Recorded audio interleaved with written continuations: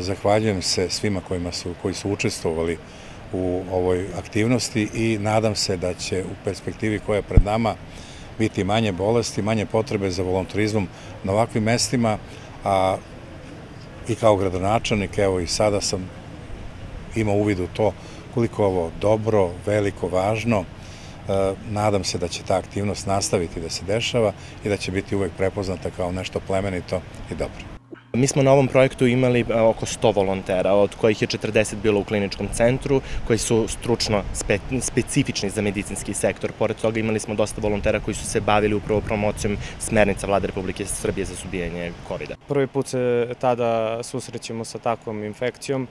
i jednostavno to je strah, adrenalin, sve to prevladava u tom trenutku. Kasnije to postaje jedna obična rutina i svaki dan sa skafanderom je kao jedan običan dan svakog čoveka. Stvarno je bilo veoma burno iskustvo i veoma dobra prilika za nas, s obzirom da nismo imali nikakvu praktičnu nastavu u poslednjih godinu i po dana, tako da se ovo pokazalo idealnim i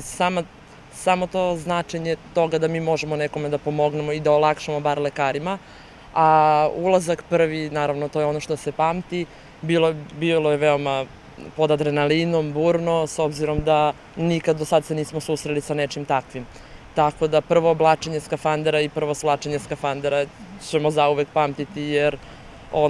trajalo je sreća, pa smo imali pored nas iskusne lekare koji su nam pokazali kako to treba da se radi, ali definitivno pažnja da se nešto ne prenese, pažnja oko skidanja, oko navlačenja, da sve bude zaštićeno i hvala Bogu za sve ovo vreme volontiranja nije došlo do takvih situacija.